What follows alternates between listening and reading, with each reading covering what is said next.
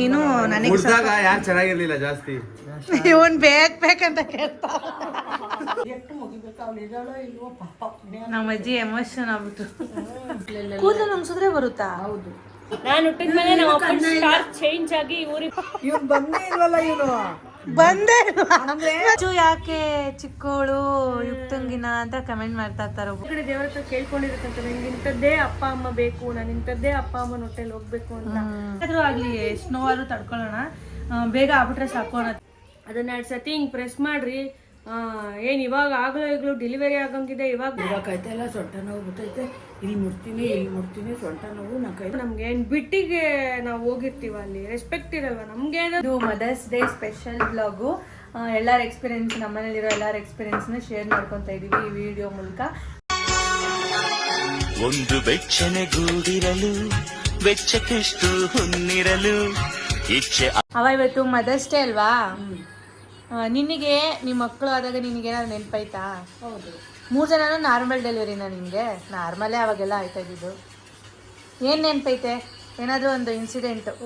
ನಾನು ದೊಡ್ಡ ಮಗಳು ಹುಟ್ಟುವಾಗ 3 ದಿವಸ 4 ದಿವಸ ನೋವು ತಿಂದಿದ್ದೀನಿ. ಹೌದಾ?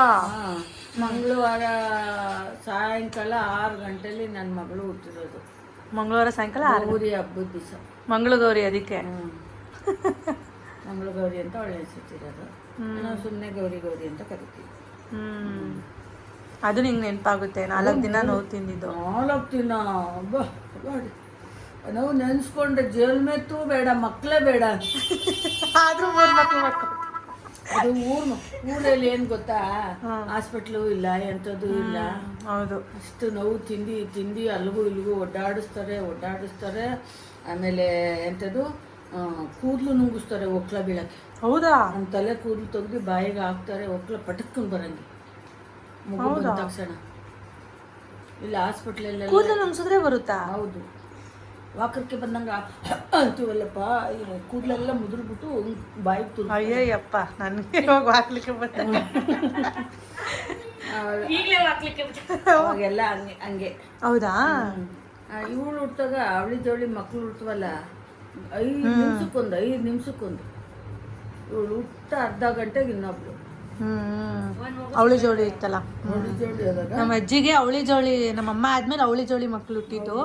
ಅದ್ರಲ್ಲಿ ಒಂದು ಮಗು ಸತ್ತೋಯ್ತು, ಇನ್ನೊಂದು ಮಗು ಇದ್ದಾಳೆ.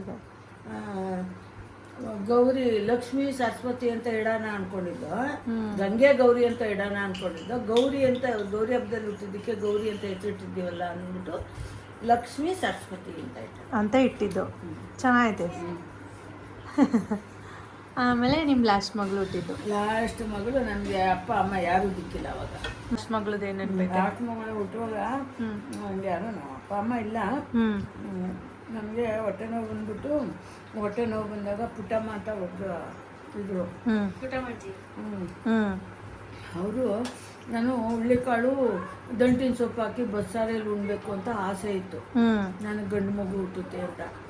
ಅವಾಗ ತಿನ್ನೋಣ ಅಂತ ಹೋಗಿ ಅಡುಗೆ ಮಾಡ್ತಾಯಿದ್ದೀನಿ. ಹುಳ್ಳಿಕಾಳು ಬೇಯಾಕಿದ್ದೀನಿ, ಸೊಪ್ಪು ಬೇಯಾಕಿದ್ದೀನಿ, ಖಾರ ರುಬ್ತಾಯಿದ್ದೀನಿ. ಖಾರ ರುಬ್ಬಾಯಿತು, ಅನ್ನ ಮಾಡಾಯಿತು.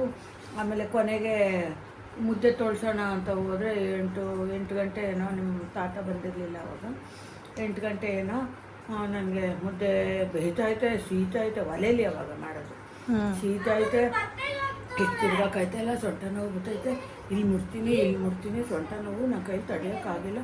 ಆಮೇಲೆ ಅಜ್ಜಿ ಬಂದು ಮುದ್ದೆ ತೊಳ್ಸ್ಕೊಟ್ಲು. ನನಗೆ ಹಾಕೊಂಗಾಯ್ತು ಪುಟ್ಟಮ್ಮರೆ ಅಂತ ಅಂದಿದ್ದಕ್ಕೆ ಅಜ್ಜಿ ಬಂದು ಮುದ್ದೆ ತೊಳ್ಸ್ಕೊಟ್ಬಿಟ್ಟು ಮುದ್ದೆ ಕಟ್ಟಿ, ಆಮೇಲೆ ಬಾಯಿಸ್ಕೊಂಡಿದ್ದೆ ಹೆಂಗಿದ್ರು ಅಂದ್ಬಿಟ್ಟು ತಿನ್ನು ಅಂದ್ಬಿಟ್ಟು 2 ತುರ್ಕಿ ಊಟನೇ ಅವರೇ ಬಾಯಿಗೆ ತುರ್ಕಿ ತಿನ್ನಿಸಿ ಹಾಸ್ಪಿಟ್ಲಿಗೆ ಕರ್ಕೊಂಡು ಹೋದ್ರು. ನಾನು ಬೆಳಗಿನ ಜಾವ 6-7 ಗಂಟೆ ಬಿಟ್ಟು. ಹೌದಾ? ಅದು ನಿಂಗೆ ನೆನಪಾಗುತ್ತೆ ನೆನೆಸ್ಕೊಂಡಾಗ. 3 ಮಕ್ಳದ್ದು ಒಂದೊಂದು. ಡಾಕ್ಟ್ರಿಗೆ ಬೈದ್ಬಿಟ್ಟಿದ್ದೀನಿ ಅಂದ್ರೆ. ಡಾಕ್ಟ್ರಿಗೆ ಏನಕ್ಕೆ ಬೈದಿದ್ದೀನಿ ಅಂದರು, ಆಪ್ರೇಷನ್ ಮಾಡಲ್ಲ, 3 ಹೆಣ್ಣಿಂದ 1 ಗಂಡ ಆಯ್ತೈತೆ ಅಂದ್ಲು. ನನಗೆ 4 ಹೆಣ್ಣೆ ಅಮ್ಮ, ನೀವೇನು ಸಾಕಕ್ಕೆ ಬರಲ್ಲ, ನಾನು ಸಾಕೋಳು ಕಂಡವ್ರ ಮನೆ ಮುಸುರೆ ತಿಕ್ತೀನಿ, 10 ರೂಪಾಯಿಗೂ ಬೇಡ್ತೀನಿ, ನನಗೆ ಆಪ್ರೇಷನ್ ಮಾಡ್ತಿರೋ ಇಲ್ಲವೋ ಅಂದ್ಬಿಟ್ಟು ಅವತ್ತು ಊಟ ಬಿಟ್ಬಿಟ್ಟು ಹಾಸ್ಪಿಟ್ಲಲ್ಲಿ ಕೂತ್ಕೊಂಡಿದ್ದಕ್ಕೆ ಆಮೇಲೆ ಬಂದು ಆಪ್ರೇಷನ್. ಆಮೇಲೆ 3 ಮಕ್ಳಿಗೆ ಆಪ್ರೇಷನ್ ಹಾಸ್ಪಿಟಲಲ್ಲೇ ಮಾಡಲ್ಲ ಅಂದ್ರ? ಇವಾಗೆಲ್ಲ ಹಾಸ್ಪಿಟ್ಲಲ್ಲಿ 2 ಆಗಿದ ತಕ್ಷಣ ಮಾಡಿಸ್ಕೊಳ್ಳಿ ಅಂತಾರೆ. ಮಾಡಲ್ಲ ಗಂಡಾಗಿ ಅಂತ ಅಂದರು ಆ ಡಾಕ್ಟ್ರು. ಕೈ ಎತ್ತು ಮುಗಿಬೇಕು. ಇವತ್ತಿನವರೆಗೂ ಹಾಸ್ಪಿಟ್ಲ್ ಬಾಗಿಲು ತುಂಬಿಲ್ಲ, ಇದೇ ಹಾಸ್ಪಿಟ್ಲು. ಯಾವ ಹಾಸ್ಪಿಟ್ಲ್ ಹೇಳೋ? ಇಲ್ಲ ಐತಲ್ಲ ಕವಿಗಂಗಾಧರ ಡೌನು ಸರ್ಕಲ್ ಅಲ್ಲಿ ತಾನೆ. 3 ಜನ ಮಕ್ಕಳು ಅಲ್ಲೇ ಹುಟ್ಟಿರ್ತಾನೆ. ಇಲ್ಲ, ಮತ್ತೆ ನಿಮ್ಮಮ್ಮ ಲಕ್ಷ್ಮಿ ಊರು ಹಳ್ಳಿ, ಮಮ್ಮಿ ಊರಲ್ಲಿ ಹುಟ್ಟಿದ್ದ. ಮಮತಾ ಒಬ್ಳೆ. ಆಂಟಿ ಅಮ್ಮ ಯಾರು ಕರ್ಕೊಂಡು ಹೋಗೋರು ಇರ್ಲಿಲ್ವಲ್ಲ ಮಾಡಕ್ಕೆ. ಸರಿ, ಇವಾಗ ನಮ್ಮ ಅಕ್ಕನ ಕೇಳೋಣ ಗೈಸ್, ಅವಳಿಗೆ ಡೆಲಿವರಿ ಟೈಮಲ್ಲಿ ಏನು ನೆನಪಾಗುತ್ತೆ ಅಂತ. ಇರು ಮಗನೆ, ನಿಂಗೇನು ನೆನಪಾಗುತ್ತೆ ಶಲು? ನನಗೆ ಏನು ನೆನಪಾಗುತ್ತೆ ಅಂದರೆ ಹಾಸ್ಪಿಟ್ಲಿಗೆ ಫಸ್ಟ್ ಹೋಗಿ ಅಡ್ಮಿಟ್ ಆದಾಗ ಸ್ವಲ್ಪ ಭಯ ಇತ್ತು, ಹೆಂಗಾಗುತ್ತೋ ಏನೋ ಅಂತ. ಅದಾದಮೇಲೆ ನಮ್ಮ ಮನೆಯವರೆಲ್ಲರೂ ಬಂದ್ಬಿಟ್ಟಿದ್ರು. ನಮ್ಮ ಅಜ್ಜಿ, ನಮ್ಮಪ್ಪ, ನಮ್ಮಮ್ಮ, ನಮ್ಮ ಅತ್ತೆ, ಆಮೇಲೆ ನಮ್ಮ ಹಸ್ಬೆಂಡು ಎಲ್ಲರೂ ಅಲ್ಲೇ ಇದ್ದರು. ನಮ್ಮ ಅಜ್ಜಿ ಬಂದಿದ್ದು ನನಗೆ ಗೊತ್ತಿರಲಿಲ್ಲ. ಆಮೇಲೆ ಎಷ್ಟೊತ್ತಾದ್ಮೇಲೆ ಒಳಗಡೆ ರಾತ್ರಿನೇ 3 ಗಂಟೆಗೆ ಕರ್ಕೊಂಡೋಗಿ ಒಳಗಡೆ ಇಟ್ಕೊಂಡ್ಬಿಟ್ಟಿದ್ರು. ನನಗೆ ಅಯ್ಯೋ ಯಾರನ್ನೂ ನೋಡಿಲ್ವಲ್ಲ, ನನಗೆ ನಮ್ಮ ಹಸ್ಬೆಂಡ್ನ ಲಾಸ್ಟ್ ಒಂದ್ಸತಿ ನೋಡ್ಬಿಟ್ಟು ಒಳಗಡೆ ಹೋಗ್ಬೇಕು ಅಂತಿತ್ತು. ಅವ್ರೇನು ಮಾಡೋರೆ, 3 ಗಂಟೆ ರಾತ್ರಿಗೆ ಒಳಗಡೆ ಬನ್ನಿ ಅಂತ ಹೇಳಿದ್ರಲ್ಲ, ಇವ್ರನ್ನ ಕರೆಯೋಣ ಅಂತ ಮಮ್ಮಿ ಹೋಗೈತೆ ಮಲ್ಕೊಂಬಿಟ್ಟವ್ರಂತೆ. ಇವ್ರು ಚೆನ್ನಾಗಿ ನಿದ್ದೆ ಮಾಡ್ಬಿಟ್ಟವ್ರಂತೆ. ಅವರು ಗೊರ್ಕೆ ಹೊಡಿತಾ ಇದ್ರಮ್ಮ, ಹೆಂಗೆ ಕರೀಲಿ ಬಾ ಆಮೇಲೆ ನೋಡುವಂತೆ ಅಂತ. ನನಗೇನಂದ್ರೆ ಎಲ್ಲಿ ಡೆಲಿವರಿ ಆಗ್ಬಿಡುತ್ತೋ ಅವ್ರನ್ನ ನೋಡಿದಿರಾ, ಅವ್ರನ್ನ ನೋಡ್ಬೇಕು ಅಂತ ಏನೋ ಒಂದು ಆಸೆ. ನಾನು ಹೇಳಿದ್ದೆ ಅವ್ರು ಯಾವಾಗಲೂ ಏನು ಆಸೆ, ನಿಂಗೆ ಏನು ಆಸೆ ಹೇಳು ಏನಾದ್ರು ತಿನ್ಬೇಕು, ಅದು ತಿನ್ಬೇಕು. ನನಗೆ ಏನೂ ಆಸೆ ಇರಲಿಲ್ಲ. ಡೆಲಿವರಿ ಆಗುವಾಗ ಅವ್ರು ನನ್ನ ಜೊತೆಗೆ ಇರಬೇಕು, ಅಲ್ಲೇ ಇರ್ಬೇಕು, ನನ್ನ ಜೊತೆಲೇ ಇರಬೇಕು ಅನ್ನೋದೊಂದು ಆಸೆ ಇತ್ತಷ್ಟೇ. ಅದನ್ನ ಹೇಳಿದ್ದೆ ಅವ್ರಿಗೆ. ಅದಕ್ಕೆ ರಾತ್ರಿನೇ ನನ್ನ ಜೊತೆನೇ ಬಂದಿದ್ರು. ನೋಡಿದ್ರೆ ಮಲ್ಕೊಂಡ್ಬಿಟ್ಟವ್ರು ರಾತ್ರಿ. ಆಮೇಲೆ ರಾತ್ರಿ ಬಿಟ್ಟು ಏನು ಮಾಡೋದು, ಒಳಗಡೆನೆ ಹೋಗ್ಬಿಟ್ಟೆ. ಒಳಗಡೆ ನೋಡ್ಲೇ ಇಲ್ವಲ್ಲ ಅವ್ರನ್ನ ಅಂತ ಬೇರೆ ಬೇಜಾರಿತ್ತು, ನೋಡ್ಲೇ ಇಲ್ವಲ್ಲ. ಇನ್ನೊಂದು ಹೇಳ್ಬೇಕಾಗಿತ್ತು, ನನಗೆ ಆಪರೇಷನ್ ಮಾಡುವಾಗ ಕೂತ್ಕೊಂಡು ಖಾರ ರುಬ್ಬೇಡ, ನೀರೆತ್ತಬೇಡ, ಬಟ್ಟೆ ಒಗಿಬೇಡ ಅಂತ ಹೇಳಿದ್ರು. ನಾನೆಲ್ಲ ಮಾಡಿದೆ. ಒಳ್ಕಲ್ಲಲ್ಲಿ ಖಾರನೂ ರುಬ್ದೆ, ನೀರು ಎತ್ತದೆ. ನಮ್ಗೆ ಯಾರು ಗತಿ ಇಲ್ಲ. ಅವಾಗ ಆಪರೇಷನ್ ಮಾಡಿಸ್ಕೊಂಡಾಗ 1 ತಿಂಗಳೇನೋ ನಿಮ್ಮ ತಾತ ಮಾಡಿದ್ರು. ಪುಟ್ಟಮ್ಮ ಮಗುಗೆ ನೀರು ಕೊಟ್ಟರು. ಆಮೇಲೆ ರುಬ್ಕೊಡೋರು ಯಾರು? ನಮ್ಮ ತಾತ ಬೆಳಿಗ್ಗೆ ಹೋಟ್ಲ್ ಕೆಲ್ಸಕ್ಕೆ ಹೋದ್ರೆ ರಾತ್ರಿ 9 ಗಂಟೆಗೆ ಬರೋನು. ನನ್ಗೆ ಯಾರು ಮಾಡ್ಕೊಡ್ತಿದ್ರು? ಇವೆರಡು ಮಕ್ಕಳು, ಇವನ್ನ ನೋಡೋಲ್ಲೋ, ಮಗುಗೆ ನೀರು ಇಕ್ಕೊಳ್ಳೋ, ನಾನು ನೀರು ಇಕ್ಕೊಳ್ಳೋ, ಇವ್ ಚಿಕ್ಕ ಮಕ್ಕ ತೊಳಿಲೋ, ಇವ್ ಬಟ್ಟೆ ಹಾಕ್ಲೋ. ಅಂದ್ರೆ ಎಲ್ಲ ಎಷ್ಟೆಷ್ಟು ವರ್ಷ ಡಿಫ್ರೆನ್ಸ್ ಅಮ್ಮ? ನಮ್ಮಮ್ಮ ಗೌರಿ ಹುಟ್ಟುವಾಗ, ಶಾಮಂತ ಹುಟ್ಟುವಾಗ 6 ವರ್ಷ ನಿಮ್ಮ ಅಮ್ಮಂಗೆ, ಲಕ್ಷ್ಮಿ ಹುಟ್ಟುವಾಗ 3 ವರ್ಷ ನಿಮ್ಮ ಅಮ್ಮಂಗೆ. ಆ ಥರ ಒಬ್ಬೊಬ್ರಿಗೆ 3 ವರ್ಷ. 3 ವರ್ಷ ಡಿಫ್ರೆನ್ಸ್. ಪರವಾಗಿಲ್ಲ ಅಲ್ವಾ? 1 ವರ್ಷ ಡಿಫ್ರೆನ್ಸ್ ಆಗ್ಬಿಟ್ಟಿದ್ರೆ ಆಗಲ್ಲ. ಅದೇ ಪರವಾಗಿಲ್ಲ. ಹೋಗಾದ್ಮೇಲೆ ಭಯ ಆಗ್ತಿತ್ತು. ಈ ಪಕ್ಕದಲ್ಲಿ ಬೇರೆ 2ನೇ ಮಗು ಅಂತೆ ಕೆಡಿಸ್ತಾ ಇದ್ರು ಅವರು. ನನಗೆ ನಮ್ಮ ಅತ್ತೆ ಎಲ್ಲ ಹೇಳಿದ್ರು, ನಮ್ಮ ಅತ್ತೆ ನಮ್ಮಮ್ಮ ಎಲ್ಲ ಹೇಳಿದ್ರು, ಈ ಹಾಸ್ಪಿಟ್ಲ್ಗಳಲ್ಲಿ ಬಾಯಿಗೆ ಬಂದಂಗೆ ಮಾತಾಡ್ತಾರೆ, ಅವ್ರ ಎಕ್ಸ್ಪೀರಿಯನ್ಸ್ ಹೇಳಿದ್ರಲ್ಲ, ಬಾಯಿಗೆ ಬಂದಂಗೆ ಮಾತಾಡ್ತಾರೆ ಅವರು, ಏನಾದ್ರು ಹತ್ರ ಗಿತ್ರೆ ಕೆಟ್ಟದಾಗೆಲ್ಲ ಮಾತಾಡ್ತಾರೆ ಅಂತ ಆ ಥರ ಎಲ್ಲ ಹೇಳಿದ್ರಲ್ಲ. ಅದೇ ಭಯ ಇತ್ತು. ನಾನು ಯಾಕೆ ಅವ್ರ ಹತ್ರ ಮಾತು ಕೇಳಬೇಕು, ಒಂದಷ್ಟೊತ್ತು ನೋವು ತಡ್ಕೊಂಬಿಡೋಣ ಅಂತ ಒಂದು ಚೂರು ಉಸಿರು ಬಿಟ್ಟಿಲ್ಲ ನಾನು ಎಷ್ಟು ಡೆಲಿಕೇಟ್ ಅಂದರೆ, ಒಂದಿಷ್ಟು ಕುಯ್ಕೊಂಡ್ರೆ ನಾನು 2 ವಾರ ಪಾತ್ರೆ ತೊಳೆಯಲ್ಲ ಮನೇಲಿ, ಹಿಂಗೆ ಹಿಡ್ಕೊಂಡಿರ್ತೀನಿ. ಅಷ್ಟು ಡೆಲಿಕೇಟ್ ನಾನು. ಅದು ಹೆಂಗೆ ಆ ನೋವನ್ನ ತಡ್ಕೊಂಡೆ ಅಂತ ನನಗೆ ಇವಾಗಲೂ ಆ ನೋವನ್ನ ಇಮ್ಯಾಜಿನ್ ಮಾಡ್ಕೊಳಕ್ಕೆ ಆಗಲ್ಲ. ಅಂದರೆ ಈ ಥರ ನೋವು ನಾನು ಅನುಭವಿಸಿದ್ನ ಅಂದರೆ ಅದು ಯಾವ ಥರ ನೋವು ಆ ಕ್ಷಣ ಮಾತ್ರ ಅದಷ್ಟೇ. ಅದನ್ನು ಯಾವ ಥರ ಅಂತ ಇವಾಗಲೂ ನೆನಪಿಸ್ಕೊಂಡ್ರೆ ನೆನಪೇ ಆಗಲ್ಲ ಆ ನೋವು ಹೆಂಗಿತ್ತು ಅಂತ ಅನ್ಸುತ್ತೆ ಇವಾಗ. ಬಟ್ ಏನಂದರೆ ಜಾಸ್ತಿ ಸೊಂಟ ನೋವು ಬರುತ್ತೆ ಬಿಟ್ಟರೆ ಅಂತ ಬೇರೆ ಎಲ್ಲ ನೋವು ಎಲ್ಲ ಏನು ಬರಲ್ಲ, ಆರಾಮಾಗಿ ತಡ್ಕೋಬೋದು. ಆ ಕ್ಷಣ ಮಾತ್ರ ಅಷ್ಟೇ ಅದು ನಮಗೆ ಗೊತ್ತಾಗೋದು. ಅದಾದ್ಮೇಲೆ ನೆಕ್ಸ್ಟ್ ಸೆಕೆಂಡಲ್ಲಿ ಯಾವುದೇ ನೋವು ಗೊತ್ತಾಗಲ್ಲ ನಮಗೆ. ನಾರ್ಮಲ್ ಡೆಲಿವರಿ ಆಗೋರಿಗೆ ಅಯ್ಯೋ ಅವ್ರನ್ನ ನೋಡ್ಲಿಲ್ಲಲ್ಲ, ಮುಖ ನೋಡ್ಲಿಲ್ಲ, ಅದೇನೋ ಒಂಥರ ಫೀಲ್ ಹೇಳ್ತಾರಲ್ಲ, ಒಳಗಡೆ ಹೋದವ್ರು ಒಳಗಡೆ ಬರ್ತಾರೋ ಇಲ್ವೋ ಗೊತ್ತಿಲ್ಲ, ಏನ್ ಬೇಕಾದ್ರೆ ಆಗ್ಬೋದು ಅಂತೆಲ್ಲ ಹೇಳಿದ್ರಲ್ಲ, ಅದೆಲ್ಲ ಇತ್ತು ತಲೆಯಲ್ಲಿ. ಅವ್ರನ್ನ ನೋಡ್ತೀನೋ ಇಲ್ವೋ ಅಂತ ಅದೇ ಕೊರ್ಗು ನನಗೆ.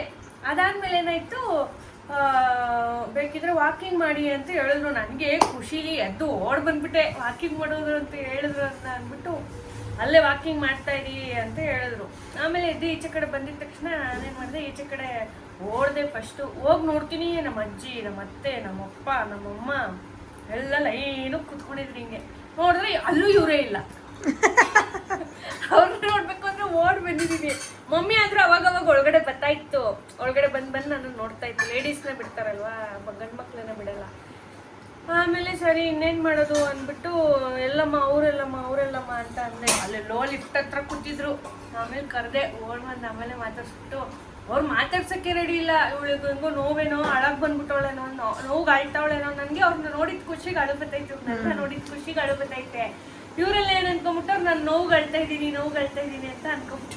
ನನಗೆ ನೋವೇ ಇರಲಿಲ್ಲ ಆಗ ಆ್ಯಕ್ಚುಲಿ ಹೇಳ್ಬೇಕಂದ್ರೆ. ಆಮೇಲೆ ಅಂದರೆ ಸೊಂಟ ನೋವಿತ್ತಷ್ಟೇ, ನಾರ್ಮಲ್ ಹೆವಿ ಸೊಂಟ ನೋವು. ಹೆವಿ ಅಂದರೆ ಹೆವಿ. ಈಗ ಪೀರಿಯಡ್ಸ್ ಆದಾಗ ಹೆಂಗೆ ಸೊಂಟ ನೋವು ಬರುತ್ತೆ ಅದ್ರದ್ದು 10ರಷ್ಟಿರುತ್ತೆ ಸೊಂಟ ನೋವು. ಅದೇ ಹೇಳ್ಬೇಕಂದ್ರೆ ಡೆಲಿವರಿ ಪೇಯ್ನು ಆ ಥರ. ಅಷ್ಟು ಸೊಂಟ ನೋವು ಅಂದರೆ ಅಷ್ಟು ಸೊಂಟ ನೋವು. ಆಮೇಲೆ ಮಮ್ಮಿನ ಕರ್ಕೊಂಡು ಒಳಗಡೆ ಕಳಿಸ್ಬಿಟ್ರು, ಒಳಗಡೆ ಹೋಗೋವು ಅಂತ. ನೋಡಿದ್ನಲ್ಲ ಅಂತ ಒಂದು ಸಮಾಧಾನ ಆಗಿತ್ತು. ನೋಡಿದ್ದು ಅರ್ಧ ಗಂಟೆ ಅಷ್ಟೇ ಡೆಲಿವರಿನೇ ಆಗೋಯ್ತು. ಅದೇ ನನ್ನ ಆಸೆ ಇದ್ದಿದ್ದು. ಅಂದರೆ ನನ್ನ ಮೈಂಡಲ್ಲಿ ಅವಾಗಿಂದ ಫಿಕ್ಸ್ ಆಗೋಗಿತ್ತು, ನನ್ನ ಡೆಲಿವರಿ ಆಗುವಾಗ ನಮ್ಮ ಹಸ್ಬೆಂಡ್ ಅಲ್ಲಿ ಇರಬೇಕು ಅಂತ. ಬಟ್ ಅಂದರೆ ನನ್ನ ಡೆಲಿವರಿಯಲ್ಲಿ ನನಗೆ ಏನು ಟೆನ್ಷನೇ ಇರಲಿಲ್ಲ. ನಾರ್ಮಲರಾಗಲಿ ಸಿ ಸೆಕ್ಷನರಾಗಲಿ ಅಂತ ಭಯನೇ ಪಡ್ತಾಯಿಲ್ಲ. ಒಂದು ಚೂರು ಭಯ ಪಟ್ಟಿಲ್ಲ ನಾನು. ಏನಂದರೆ ನನಗೆ BP ಸ್ವಲ್ಪ ವೇರಿಯೇಷನ್ ಆಯಿತು, ಹಾಸ್ಪಿಟ್ಲಿಗೆ ಅಡ್ಮಿಂಟ್ ಆದರೆ. ಅದಾದಮೇಲೆ ಏನಾಯಿತು, ಅಡ್ಮಿಂಟ್ ಆಗಬೇಕು ಅಂತ ಅಂದರು. ದಿನಾ ನೈಟು ಹಾರ್ಟ್ ಬೀಟ್ ಚೆಕ್ ಮಾಡೋಕ್ಕೆ ಅಂತ ಕರೀತಾಯಿದ್ರು. ಕರೆದಾಗೆಲ್ಲ ಪಕ್ಕದಲ್ಲೆಲ್ಲ ನಾರ್ಮಲ್ ಡೆಲಿವರಿ ಆಗೋರು. ಜೋರಾಗಿ ಕಿಚ್ಚೋದು, ಒದ್ದಾಡೋದು, ಅದೆಲ್ಲ ನೋಡಿ ಟೆನ್ಷನ್ ಆಗೋಯ್ತು. ಅಂದರೆ ಬೇಗ ಆಗ್ಬಿಟ್ರೆ ಸಾಕಪ್ಪ, ಬೇಗ ಮಗು ಆಗ್ಬಿಟ್ರೆ ಸಾಕಪ್ಪ, ಆ ಥರ ಟೆನ್ಷನು. ಯಾವಾಗ ಆಗುತ್ತೋ ಏನೋ ಆ ಥರ ಟೆನ್ಷನ್ ಸ್ಟಾರ್ಟ್ ಆಗೋಯ್ತು. ಹೆಂಗಾದರೂ ಆಗಲಿ, ಎಷ್ಟು ನೋವಾದರೂ ತಡ್ಕೊಳ್ಳೋಣ, ಬೇಗ ಆಗ್ಬಿಟ್ರೆ ಸಾಕು ಅನ್ನೋ ಥರ ಟೆನ್ಷನ್ಗೇ BP ಜಾಸ್ತಿ ಆಗೋಗ್ಬಿಡ್ತು. ಅದಾದಮೇಲೆ ಏನಿಲ್ಲ. ಅದಾದಮೇಲೆ ಏನಾಯಿತು, ನನಗೆ ಅಪ್ಪ ಹೆಂಗಪ್ಪ ಮಗು ಈಚೆ ಬರುತ್ತೆ ಇವಾಗ, ಈಚೆ ಮಗು ಬಂದುಬಿಟ್ರೆ ಸಾಕು, ಆ ದೇವ್ರು ನನಗೆ ಜ್ಞಾನ ಇಲ್ದಂಗೆ ಈಚೆ ಬಂದುಬಿಟ್ರೆ ಸಾಕು, ಆ ಥರ ಎಲ್ಲ ಯೋಚನೆಗೆ BP ಜಾಸ್ತಿ ಆಗೋಗಿ C ಸೆಕ್ಷನ್ ಆಯಿತು ನನಗೆ.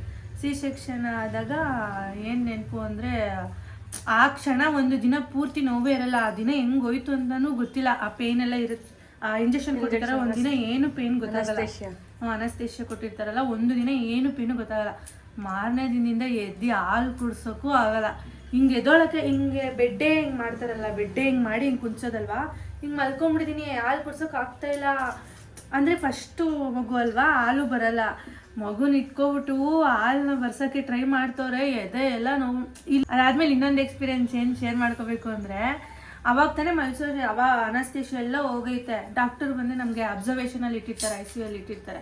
ಬಂದ್ಬಿಟ್ಟು ಟೆಸ್ಟ್ ಪೇನ್ ಹೆಂಗೈತೆ ಏನೋ ಅಂತ ಟೆಸ್ಟ್ ಮಾಡ್ತಾರೆ. ಬಂದು ನನಗೆ ಹಿಂಗೆ ಜೋರಾಗಿ ಆಪ್ರೇಷನ್ ಕೂಯ್ದು ಅವಾಗ ತಾನೇ ಮ್ಯಾನೇಜರ್, ಇನ್ನೂ 24 hours ಆಗಿಲ್ಲ, ಬಂದು ಹಿಂಗೆ ಪ್ರೆಸ್ ಮಾಡಿಬಿಟ್ರು. ನಾನು ಆ ಅಮ್ಮನ ಕೈನೇ ಹಿಂಗೆ ಕಿತ್ತಾಕ್ಬಿಟ್ಟು ಅಮ್ಮ ಅಂತ ಜೋರಾಗಿ ಕಿಟ್ಬಿಟ್ಟೆ. ನಮ್ಮ ಅಮ್ಮನೇ ಓಡ್ಬಿಟ್ಬಿಟ್ಟು, ಮಮ್ಮಿನೇ ಬಂದ್ಬಿಡ್ತು. ಆಮೇಲೆ ಮೇಡಮ್ ನೋವಾಗುತ್ತೆ ಅವಳಿಗೆ ಅಂತ ಇತ್ತು ಮಮ್ಮಿ. ಆಮೇಲೆ ಅವರು ಇಲ್ಲ ನಾವು ಟೆಸ್ಟ್ ಮಾಡಬೇಕು ಅಂತ ಅಷ್ಟು ಜೋರಾಗಿ ಅಂದ್ಕೊಂಡ್ರೆ ಅಮ್ಮನ ಮೇಲೆ ಕೋಪನೇ ಬಂದ್ಬಿಡ್ತು, ಅಳುನೇ ಬಂದ್ಬಿಡ್ತು. ಅಳ್ಳೇ ಇಲ್ಲ ನಾನು ಅಲ್ಲಿವರೆಗೂ ಆಪ್ರೇಷನ್ ಮಾಡಿ ಆಪ್ರೇಷನ್ ಥಿಯೇಟ್ರಿಂದ ಈಚೆ ಬರ್ತಾಯಿದ್ದೀನಿ. ನಾನು ನಕ್ಕೊಂಡು ಬರ್ತಾ ಇದ್ದೀನಿ. ಎಲ್ಲರೂ ಅಯ್ಯೋ ಈ ಹುಡುಗಿ ನೋಡು ಹೆಂಗೆ ನಕ್ಕೊಂಡು ಬರ್ತೈತೆ ಅಂತವ್ರೆ. ನನಗೆ ಅಲ್ಲಿ ಅಮ್ಮ ಅಮ್ಕಿದಕ್ಕೆ ಅಳುನೇ ಬಂದ್ಬಿಡ್ತು. ಅವಾಗೇ ಹತ್ತಿದ್ದು ನಾನು, ಜೋರಾಗಿ ಹತ್ಬಿಟ್ಟೆ. ಆಮೇಲೆ ಎದ್ದು ಕೂತಿ ಮಗುನ, ನನಗೆ ಮಗುನ ಹಿಂಗೆ ಇಟ್ಕೊಂಡೇ ಇಲ್ಲ. ಸ್ವಲ್ಪ ಆಸೆ ಇರುತ್ತೆ ತಾನೆ ನಮ್ಮ ಮಗು ನಾವು ಹಿಂಗೆ ಇಟ್ಕೊಂಡು ನೋಡಬೇಕು ಅಂತ. ಮಗುನೆಲ್ಲ ಅವ್ರ ಕೈ ನನ್ನ ಕೈಲಿ ಕೊಡೋಕ್ಕೂ ಆಗ್ತಿಲ್ಲ, ನಾನು ಮಲಗಿದ್ದೀನಲ್ಲ, ಎತ್ಕೊಳ್ಳೋಕ್ಕೂ ಆಗಲ್ಲ ನನಗೆ. ಹಿಂಗೆ ಅಮ್ಮ ಪ್ಲೀಸ್ ಮಗುನ ಹಿಂಗೆ ಹಿಡ್ಕೊಂಡು ನೋಡಬೇಕು ಅನಿಸ್ತೈತೆ ಅಂತ ಮಮ್ಮಿಗೆ ಹೇಳಿದೆ. ಆಮೇಲೆ ಮಮ್ಮಿ ಅದನ್ನು ಬೆಂಡ್ ಮಾಡಿಸಿ ಆಮೇಲೆ ತಂದುಕೊಟ್ಟಿದ್ದು. ಹಿಂಗೆ ನೀಟಾಗಿ ಕುತ್ಕೊಳ್ಳೋಕ್ಕೂ ಆಗಲ್ಲ, ಹಿಂಗೆ ಇಟ್ಕೊಂಡು ಹಿಂಗೆ ಮಗುನೇ ಹಿಂಗೆ ಎತ್ಬಿಟ್ಟು ನೋಡ್ತಾ ಇದ್ದೆ.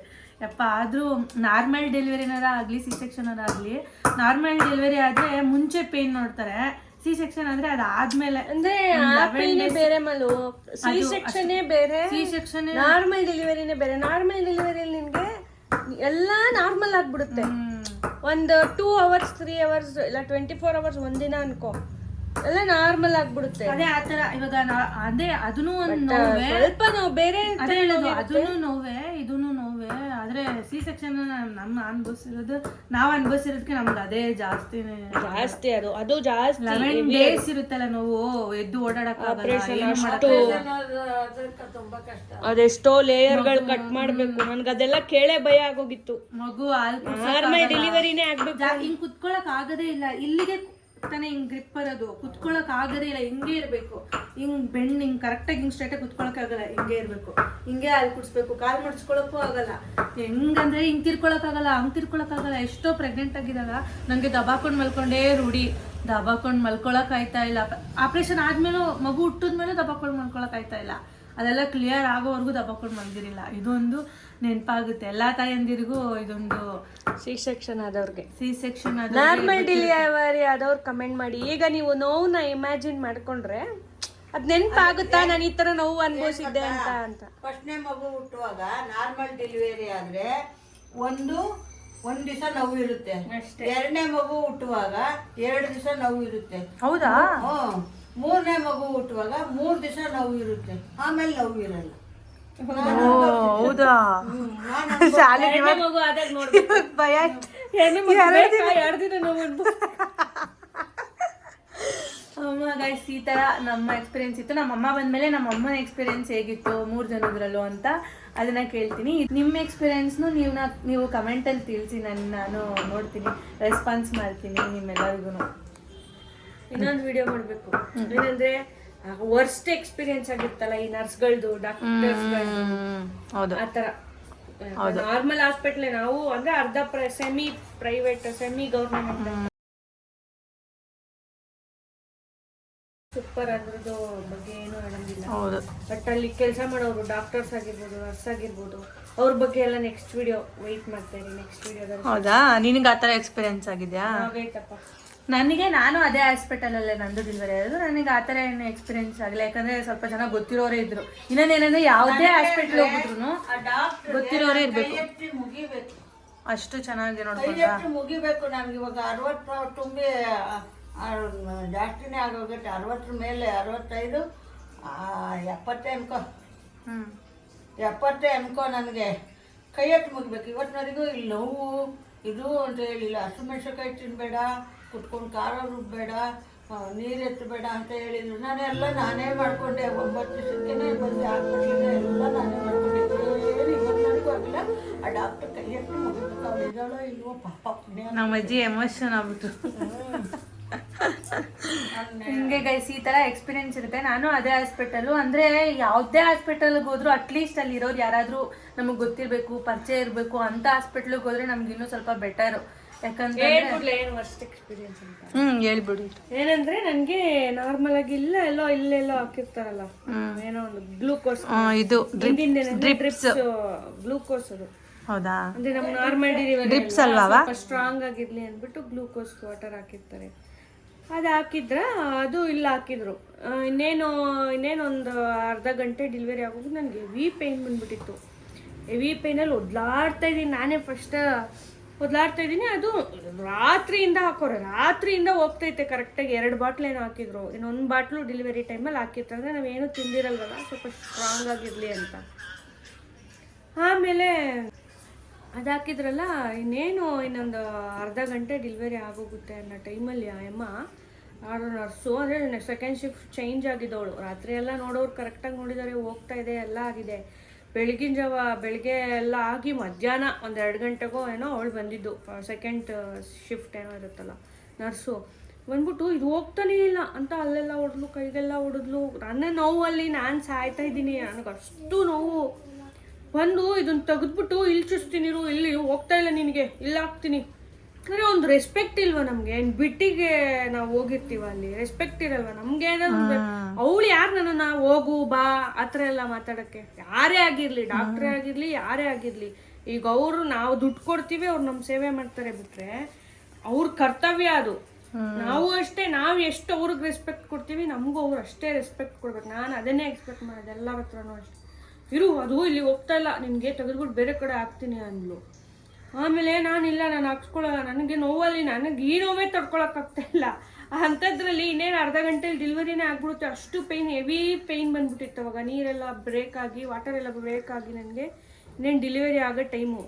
ಅವಾಗ ಬಂದ್ಬಿಟ್ಟು ಇಲ್ಲಿ ತೆಗೆದ್ಬಿಟ್ಟು ಇಲ್ಲ ಹಾಕ್ತೀನಿ ಈ ಕೈಗೆ ಹಾಕ್ತೀನಿ ಅಂತ ಬಂದಿದ್ಲು. ಆಮೇಲೆ ನಾನು ಆಗಲ್ಲ ಅಂದ್ಬಿಟ್ಟು ಆಮೇಲೆ ಡಾಕ್ಟ್ರಿಗೆ ಹೇಳ್ತೀನಿ, ಇರು ನಿನಗೆ ಹಾಕ್ಸ್ಕೊಳ್ಳಲ್ಲ ಅಂತೀಯ, ಹಂಗೆ ಹಿಂಗೆ ಅಂದ್ಕೊಂಡು ಹೋಗಿ ಹೇಳು ಅಂದ್ಕೊಂಡು ನಾನು ಸುಮ್ಮನಾಗೋದೆ. ಆಮೇಲೆ ಡಾಕ್ಟ್ರು ಬಂದು ಅದನ್ನು 2 ಸತಿ ಹಿಂಗೆ ಪ್ರೆಸ್ ಮಾಡಿರಿ, ಏನು ಇವಾಗ ಈಗಲೂ ಡೆಲಿವರಿ ಆಗಂಗಿದೆ, ಇವಾಗ ಬಂದ್ಬಿಟ್ಟು ಚೇಂಜ್ ಮಾಡ್ತೀನಿ ಅಂತಿರಲ್ಲ, ನಿಮ್ಗೇನು ಅಷ್ಟು ಬುದ್ಧಿ ಇಲ್ವಾ ಅಂತ ಅವ್ರಿಗೆ ಬೈದ್ರು. ಅವಳು ಅಲ್ಲಿ ಹೋಗ್ತಾ ಇಲ್ಲ ಅಂದ್ಬಿಟ್ಟು ಇನ್ನೊಂದು ಕಡೆ ಚುಚ್ಚಿರೋಳು. ಅವಾಗ ಇವಾಗ ಡಾಕ್ಟ್ರು ಬಂದು ಹೇಳಿದ್ದಕ್ಕೆ ಇನ್ನೊಂದು ಅರ್ಧ ಗಂಟೆಯಿಂದ ಸುಮ್ಮನಾದ್ಲು.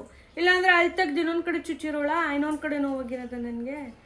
ಆಮೇಲೆ ಹಾಸ್ಪಿಟ್ಲಲ್ಲಿ ಏನಂದ್ರೆ ಟ್ರೈನಿಂಗ್ ಅವ್ರನ್ನ ಬಿಟ್ಟಿರ್ತಾರೆ, ಓದ್ತಾ ಇರ್ತಾರಲ್ಲ, ಜಸ್ಟ್ ಡಾಕ್ಟ್ರು ಮೇನ್ ಚೆಕ್ ಮಾಡ್ತಾರೆ.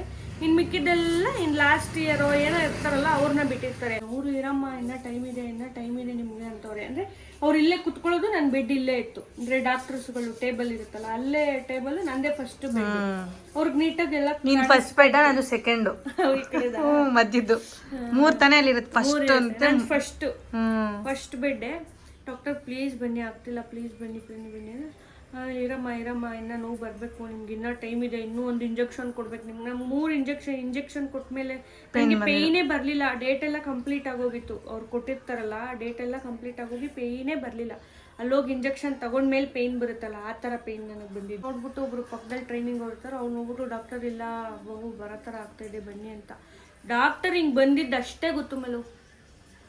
ಹಿಂಗೆ ಎತ್ಬಿಟ್ಟು ಪುಷ್ ಮಾಡಿ ಅಂದ್ರು ಮಗು ಆಚೆ ಬಂದೇ ಬಿಡ್ತು. ಅವ್ರು ನಾನು ಯೋಚನೆ ಮಾಡೋದು, ಒಂದು 5 ನಿಮಿಷ ಅವ್ರು ಏನಾದ್ರು ಲೇಟಾಗಿ ಬಂದ್ಬಿಟ್ಟಿದ್ರೆ ಮಗು ಕೆಳಗಡೆ ಬಿದ್ದೋಗ್ತಿತ್ತ ಅಂತ ಯೋಚನೆ ಮಾಡ್ತಾ ಇರ್ತೀನಿ ಯಾವಾಗಲೂ. ಆ ಥರ ಸಕ್ಕದಾಗಿತ್ತು. ಅದೊಂಥರ ಎಕ್ಸ್ಪೀರಿಯನ್ಸ್ ನೆನೆಸ್ಕೊಂಡ್ರೆ ನನಗೆ ಅನ್ಸೋದು ನಾವೆಷ್ಟು ಗ್ರೇಟ್ ಅಲ್ವಾ. ಅಂದರೆ ನಮ್ಮೊಳಗೆ ಏನೋ ಒಂದು ಜೀವ ಬರುತ್ತೆ, ಅದಕ್ಕೆ ನಾವೇನೋ ಜೀವ ಕೊಡ್ತೀವಿ. ಆಮೇಲೆ ಯಾವುದೇ ಮಗು ಆದರೂ ಅಷ್ಟೇ ಮೇಲ್ಗಡೆ ದೇವರ ಹತ್ರ ಕೇಳ್ಕೊಂಡಿರುತ್ತಂತ, ನಂಗೆ ಇಂಥದ್ದೇ ಅಪ್ಪ ಅಮ್ಮ ಬೇಕು, ನಾನು ಇಂಥದ್ದೇ ಅಪ್ಪ ಅಮ್ಮನ ಹೊಟ್ಟೆಲಿ ಹೋಗ್ಬೇಕು ಅಂತ.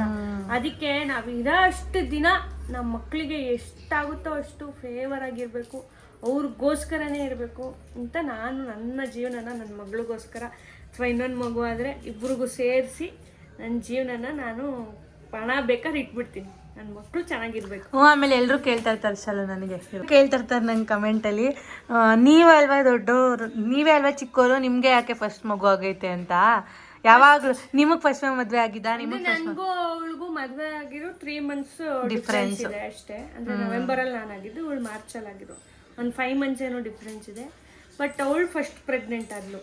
ಇಬ್ರು ಟ್ರೈ ಮಾಡ್ತಾ ಇದ್ವಿ. ಅವಳು ಫಸ್ಟ್ ಪ್ರೆಗ್ನೆಂಟ್ ಆದ್ಲು. ಅದಾದ್ಮೇಲೆ ನಾನು ಅದೇ. ಇವನ್ಗೂ ಅವಳಿಗೂ 9 months ಡಿಫ್ರೆನ್ಸ್ ಅಷ್ಟೇ. ನನಗೆ 3 months ಇದ್ದಾಗ ಇವಳಿಗೆ 9 months ಡೆಲಿವರಿ ಹಾಸ್ಪಿಟಲ್ ಅಲ್ಲಿ. ನನಗೆ 3 months. ಅವನು ಹುಟ್ಟಾಗೆ ನೀನ್ ಕನ್ಫರ್ಮ್ ಆಗಿ ನಿನ್ ಮಮ್ಮಿಗೆ ಫೋನ್ ಮಾಡಿ ಹೇಳಿದ್ದೆ ಅಲ್ವಾ? ಕನ್ಫರ್ಮ್ ಅಂತ ಮಮ್ಮಿಗೆ ಫೋನ್ ಮಾಡಿ ಹೇಳಿದ್ದೆ ಏಪ್ರಿಲ್ ಅಲ್ಲಿ. ಅದೇ ಕಮೆಂಟ್ ಮಾಡ್ತಾ ಇರ್ತಾರೆ, ಅಚ್ಚು ಯಾಕೆ ಚಿಕ್ಕವಳು ಯುಕ್ತಂಗಿನ ಅಂತ ಕಮೆಂಟ್ ಮಾಡ್ತಾ ಇರ್ತಾರೆ ಒಬ್ಬೊಬ್ರು. ಅವನು ಹುಟ್ಟಾದ್ಮೇಲೆ ಅವಳು ಹುಟ್ಟಿದ್ದಕ್ಕೆ ಚಿಕ್ಕ. ನಮ್ಮಮ್ಮ ಬಂದಮೇಲೆ ನಮ್ಮ ಅಮ್ಮಂಗೆ ಏನೇನು ಎಕ್ಸ್ಪೀರಿಯನ್ಸ್ ನೆನಪಿದೆ ಅವ್ರಿಗೆ ಡೆಲಿವರಿ ಆಗೋ ಟೈಮಲ್ಲಿ ಅನ್ನೋದನ್ನ ವಿಡಿಯೋ ಮಾಡ್ತೀನಿ. Keep watching. ಅಮ್ಮ ಇವತ್ತು ಮದರ್ಸ್ ಡೇ ಅಲ್ವಾ? ಅದಕ್ಕೆ ಇವಾಗ ಅಮ್ಮನೂ ಕೇಳಿದೆ, ಅಂದರೆ ಅಮ್ಮ ಇವಾಗ ಡೆಲಿವರಿ ಆಗ್ಬೇಕಾದ್ರೆ ಹೆಂಗಿತ್ತು ಏನು ಅಂತ ಶಾಲೂನು ಕೇಳಿದೆ. ನಾನು ಎಕ್ಸ್ಪೀರಿಯನ್ಸ್ ಹೇಳ್ಕೊಂಡಿದ್ದೀನಿ. ನಿಂದೆ ಹೆಂಗಿತ್ತು ಎಕ್ಸ್ಪೀರಿಯನ್ಸ್? ಡೆಲಿವರಿಯಲ್ಲೇ ತುಂಬ ಕಷ್ಟ ಆಯಿತು. ಇವಳು ಅಂದ್ರೆ ಅವ್ರಿಗೆ ಗೊತ್ತಾಗಲ್ಲ. ಅವ್ರಿಲ್ಲಿ ಇವಳು ಯಾರು ಅವಳೆ ಅಂತ ಗೊತ್ತಾಗಲ್ಲ. ನೀ ಹೇಳು. ನನ್ನ ದೊಡ್ಡ ಮಗಳಲ್ಲಿ ಫಸ್ಟ್ ಡೆಲಿವರಿಲಿ ತುಂಬ ಕಷ್ಟ ಅನಿಸ್ತು. ನೈಟ್ ಹೋಗಿದ್ದು ನಾವು, ಡೆಲಿವರಿ ಆಗುತ್ತೆ ಅಂತ ಹೇಳಿದ್ರು. ಆದರೆ ಬೆಳಗ್ಗೆ 10:45 ಆಗಿದ್ದು. ಅಲ್ಲಿವರೆಗೂ ನೋವು ತಿಂತಾನೆ ಇದ್ದೆ. ರಾತ್ರಿ ಎಲ್ಲ ಓಡಾಡಿಸ್ತಾ ಇದ್ರು. ರಾತ್ರಿ ಎಲ್ಲ ನಡಿಬೇಕು, ಮಲಗಿಸ್ಬಾರ್ದು, ಹಂಗೆ ಮಲಗಬಾರ್ದು, ಹಿಂಗೆ ಮಾಡಬಾರ್ದು. ನಿದ್ದೆ ಬೇರೆ ಎಳೆಯುತ್ತೆ. ತುಂಬ ಕಷ್ಟ ಆಯ್ತು ಅವಳಿಗೆ. ರಾತ್ರಿ ಎಲ್ಲ ತುಂಬಾ ಪೇಯ್ನ್ ಇತ್ತು. ಬೆಳಗಿನ ಜಾವ ಯಪ್ಪ ನಿದ್ದೆ ಬರ್ತಿರ್ಲಿಲ್ಲ. ಯಾರಿಗೆ ಬರ್ತಾ ಇರೋ ನಿದ್ದೆ ಯಾರಿಗೆ ಕಷ್ಟ ಆಗಿದ್ದು? ಡೆಲಿವರಿ ಟೈಮಲ್ಲಿ ಯಾರಿಗೆ ಕಷ್ಟ ಆಗಿದ್ದು? ಯಾರು ಬೇಕಾದ್ರೆ ಶಾಲು. ಹೇಳಮ್ಮ. ಅಷ್ಟಾಯ್ತು. ನಿಮ್ದ್ರಲ್ಲಿ ಪರವಾಗಿಲ್ಲ, ಅಷ್ಟೊಂದೇನು ಪೇಯ್ನ್. ಅಮ್ಮ ಹೇಳ್ತು, ಅಂದರೆ ಫಸ್ಟ್ ಮಕ್ಳಿಗೆ 1 ದಿನ ನೋವಿರುತ್ತೆ, 2ನೇ ಮಕ್ಳಿಗೆ 2 ದಿನ ನೋವಿರುತ್ತೆ ಆ ಥರ ಅಂತು. ನಿನಗೂ ಆ ಥರ ಅನಿಸ್ತಾ? ಏನಿಲ್ಲ, ಇವನ್ ನೋವೇ ಇಲ್ಲ. ಇವನ್ ಬಂದೇ ಇಲ್ವಲ್ಲ. ಇವನು ಬಂದೇ ಅಂದ್ರೆ 10 ತಿಂಗಳು ಬಿದ್ದೋಗಿತ್ತು. ಡೇಟ್ ಕೊಟ್ಟಿದ್ದು ಮುಗ್ದೋಗಿತ್ತು. ನೋವು ಬಂದಿಲ್ಲ ಅಂತ ಹೋಗೇ ಇರ್ಲಿಲ್ಲ ನಾವು. ಈಚೆ ಬರಕ್ಕೂ ಒದ್ದಾಡ್ತಾವನೆ. ಒಳಗಡೆ ಬೆಚ್ಚ ಕುತ್ಕೊಂಡ್ಬಿಟ್ಟಿದ್ದ. ಆಮೇಲೆ ಅದೇ ನಾನು ಒಂದ್ ಕಡೆ ಇಡ್ಲಿ ಸಾಂಬಾರ್ ತಿಂತಾ ಇದ್ದೆ. ಅದು ಬಗಸ್ಕೊಂಡಿದ್ದೆ. ಕೆಲವು ತಿಂದ್ರೆ ಅದು ಆಗದು ಅಂತ ಹೇಳಿದ್ರಲ್ಲ, ಅಲ್ಲಿ ತಿಂದು ಹೋದ್ಮೇಲೆ ಚೆಕಪ್ಗೆ ಅಂತ ಹೋಗಿದ್ದು. ಅವಾಗ ಹೇಳಿದ್ರು ಡಾಕ್ಟರ್ ಡೆಲಿವರಿ ಆಗುತ್ತೆ ಇವಾಗ. ಹೌದಾ? ಆದ್ರೆ ಅವ್ನು ಹೆಂಗ್ ಬಂದ ಏನು ಅಂತ ನೋವೇ ಗೊತ್ತಾಗಿರಲ್ಲ. ಪೇನ್ ಗೊತ್ತಾಗಿಲ್ಲ. ಯಾವತ್ತು ಯಾರಿಗೂ ಕಷ್ಟ ಕೊಡಲ್ಲ ಅನ್ನೋದಕ್ಕೆ ಇದೆ. ಒಳಗಡೆ ಆಯ್ತಾ ಪಾಪ ಹೆಂಗ್ ನೋವು ಕೊಟ್ರೆ ಅಮ್ಮನ್ ಕರ್ಕೊ ಬರೋದು ಅಂತ. ನಮ್ಮ ಪಾಡಿಗೆ ನಾವ್ ಇರ್ತೀವಿ. ಮೋಟಿವೇಶನ್ ಸ್ಪೀಚರ್ ಆಗ್ಬಿಟ್ಟು ಅಲ್ಲ ಇವರೇ ಹಾಸ್ಪಿಟ್ಲಿಗೆ ಹೋಗಿ ಕರೆದ್ರು ನನ್ನ ಬಾ ಅಂತ ನಾನು ಅದಕ್ಕೆ ಬಂದ. ಅವ್ರು ಕರೆದಿದ್ಕೆ ಬಂದೆ. ಇಲ್ಲದಿದ್ರೆ ಬರ್ತಾ ಇರ್ಲಿಲ್ಲ. ಒಂದ್ ಸ್ವಲ್ಪ ಬೇಡಿಕೆ ಇತ್ತು, ಇಡ್ಲಿ ಬೇಕಾಗಿತ್ತು ನನಗೆ. ಇಡ್ಲಿ ಮಗ ಬರೀ ಇಡ್ಲಿ ತಿಂದು ಬಂದಿರೋ ಮಗ. ಅಷ್ಟೇನಾ? ನಂದೇನು ಏನು ಪೇನ್ ಏನಾಗಿಲ್ಲ. ಇದೆ ಪೇಯ್ನ್ ಇದೆ ಮಾ. ನಿನ್ಗೆ ಏನು ಗೊತ್ತಾ, ನಮ್ಮ ದೇವಸ್ಥಾನದ ಷಣ್ಮಕ್ಕನ ಕೊಂಡ ಆಯಿತು ನೈಟು. ಯಾರೂ ಹೋಗ್ಬೇಡ ಅಲ್ಲಿ, ನಿನ್ಗೆ ಪ್ರೆಗ್ನೆಂಟ್ ಇದೆಯಾ ಜಾಸ್ತಿ ತಳ್ಳಾಡ್ಬಿಡ್ತಾರೆ. ನಾನು ಹಾಗೂ ಹೋಗಿ ಊಟ ಮಾಡ್ಕೊಂಡು ಬಂದಿದ್ದೆ. ನೈಟೇ ಹೊಟ್ಟೆ ನೋವು ಬಂತು. ಅದೇ ಲಾಸ್ಟ್ ಟೈಮ್ ಹೋಗಿ ಅನ್ಭೋಗಿಸಿದ್ದೆಲ್ಲ ಗೊತ್ತಾಗಿತ್ತು ನನಗೆ. ಈ ಸಲ ಹೋಗ್ಬಾರ್ದು ಹಂಗೆ, ಅವ್ರು ಡಾಕ್ಟರ್ ಏನೋ ಮಾಡ್ತಾರೆ ಅನ್ನೋದು ಗೊತ್ತಾಗಿದ್ದಿದ್ರೆ ನಾನು ಬೆಳಗ್ಗೆ ಹೋಗಿದ್ದು. ಅದೇ ಇವಳಿಗೆ 3-4 ಓಡಾಡ್ಸ್ಬಿಟ್ರಲ್ಲ ಅಂತ ನೀನು ನನಗೆ ಉಳ್ದಾಗ ಯಾರು ಚೆನ್ನಾಗಿರ್ಲಿಲ್ಲ ಜಾಸ್ತಿ. ಇವನ್ ಬೇಕಂತ ಕೇಳ್ತಾ. ಯಾರು ಚೆನ್ನಾಗಿದ್ರು ಜಾಸ್ತಿ.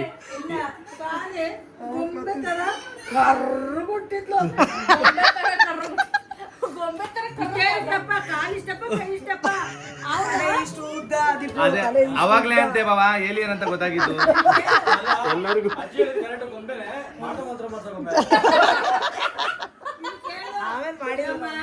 ಪುಟ್ಟಮ್ಮನ ಮಗ ಒಬ್ಬ ಇದ್ದ ಸೋಮ ಅಂತ. ಇದೇನು ಕರ್ಗುಟ್ಟೈತೆ, ಇದೇನು ಹಿಂಗೈತೆ ಅನ್ನೋನು ಗೇಲಿ ಮಾಡೋನು. ಪುಟ್ಟಮ್ಮ ಬಂದು ನೋಡ್ಬಿಟ್ಟು ಚೆನ್ನಾಗಾಳೆ ಕಣೆ ಅನ್ನೋಳು. ಪುಟ್ಟಮ್ಮ ಬಂದಿಲ್ಲ. ಚೆನ್ನಾಗಿರ್ಲಿಲ್ಲ ಚಿನ್ನು, ಅವಳು ತುಂಬಾ ವೀಕ್ ಇದ್ಲು. ಎಲ್ಲಿದ್ದು ಅವಾಗ ತಿನ್ನೋ ಫುಡ್ ಎಲ್ಲ ಏನಿರ್ಲಿಲ್ಲ. ನಾನೇನು ತಿಂದಿಲ್ಲ, ಅದಕ್ಕೆ ಪಾಪ ಅವಳು ವೀಕ್ ಅಮ್ಮ ಏನು ಅವಂದು ಏನೋ ಐತೆ. ಇವರಪ್ಪ ಒಂದು ಚೀಟಿ ತೆಗೆದು ಪೆಟ್ಟಿಲಿ ಇಟ್ಕೊಂಡು ದಿನ ಏನೇನು ಬೇಕೋ ತಿನ್ನಕ್ಕೆ ರೆಡಿ ಮಾಡ್ಕೊಂಡು ಕೂತಿದ್ರು. ಇವ್ನ ಮಗ ಬರ್ತಾರೆ, ಗಂಡ್ ಮಗನೇ ಬರ್ತಾರೆ ಅಂತ ಹಾಡು ಹೇಳ್ಕೊಂಡು ಅವ್ನು ಊಟಕ್ಕಿರ ಮುಂಚೆನೆ ಚೆನ್ನಾಗಿ ತಿಂದು ಬಂದಿರೋದು ಇವನು. ಅವಳು ಏನು ತಿಂದಿಲ್ಲ. ದೊಡ್ಡ ಅವನಲ್ಲಿ ಬಂದ, ನೀನ್ ಕರ್ದಿದ್ದು. ಒಂದ್ 4-5 ವರ್ಷದವರೆಗೂ ಬರೀ ಹೋಟ್ಲಿಗೆ ತಿನ್ಸ್ಬೇಕಿತ್ತು. ನಾನು ಹುಟ್ಟಿದ್ಮೇಲೆ ಇವ್ರಿಬ್ರಿಗೂ ಅದೃಷ್ಟ ಸಿಟ್ಟು. ನಾನು ಹುಟ್ಟಿದ್ಮೇಲೆ ನಮ್ಮ ಅಪ್ಪನ ಸ್ಟಾರ್ ಚೇಂಜ್ ಆಗಿ ಇವರಿಬ್ರಿಗೂ ಹೊಟ್ಟೆ ತುಂಬಾ ಊಟ ಆಗಿದ್ದು. ಹೌದಾ? ಸ್ಟಾರ್ ಚೇಂಜ್ ಆಗಿದ್ದು ಅಕ್ಕ ಇದ್ದಾಗಿರೋನಾ? ಅಪ್ಪನ ಅವಳನ್ನ ನೋಡ ಅಪ್ಪ ಬೋಣಿನು ಅವಳ ನೋಡಿ ವ್ಯವಸ್ಥೆ ಮಾಡ್ರಿ. ಆತರ ಏನಾದ್ರು ನೆಗೆಟಿವ್ ಆಗಿ ಮಾತಾಡಿದಾಗ ಜನ ಅವಾಗಲೇ ನಾವ್ ಎಚ್ಚೆತ್ಕೊಳ್ಳೋದು ಅಂತ.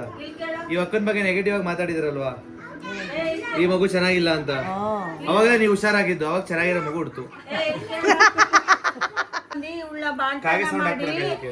ಆಮೇಲೆ 10 ತಿಂಗಳಲ್ಲಿ ನಾಮಕರಣ ಮಾಡಿ ಎಷ್ಟು ಖರ್ಚು ಮಾಡಿದ್ದೀನಿ ಅಂತ ನನಗ್ ಗೊತ್ತು. ನಮ್ಮ ಅಜ್ಜಿ ಮನೆಗೆ ಬಂದ್ಮೇಲೆ ನಾನು ಚೆನ್ನಾಗಾಗಿದ್ದೆ. ಹಾಕ್ತೀನಿ ಬ್ಯಾಕ್ಗ್ರೌಂಡ್. ಈ ತರ ಇತ್ತು ಗೈಸ್. ನಿಮಗೂ ನಿಮ್ಮ ಎಕ್ಸ್ಪೀರಿಯನ್ಸ್ನ ಶೇರ್ ಮಾಡ್ಕೊಳ್ಳಿ. ಯಾರು ಒಂದು ಚೆನ್ನಾಗಿರೋ ಎಕ್ಸ್ಪೀರಿಯನ್ಸ್ನ ನಾನು ಕಮೆಂಟ್ ಓದಿ ನೆಕ್ಸ್ಟ್ ಬ್ಲಾಗಲ್ಲಿ ಇನ್ನೊಬ್ರಿಗೆ ಯಾರಿಗಾದ್ರೂ ವಿಡಿಯೋದಲ್ಲಿ ಹೇಳ್ತೀನಿ ಎಕ್ಸ್ಪೀರಿಯನ್ಸ್ ಹೇಗಿತ್ತು ಏನು ಅಂತ. ಯಾವ್ದಾದ್ರು ಕಮೆಂಟಲ್ಲಿ ತಿಳಿಸಿ, ನಿಮ್ಮ ಎಕ್ಸ್ಪೀರಿಯನ್ಸ್ನ ಶೇರ್ ಮಾಡ್ಕೊಳ್ಳಿ.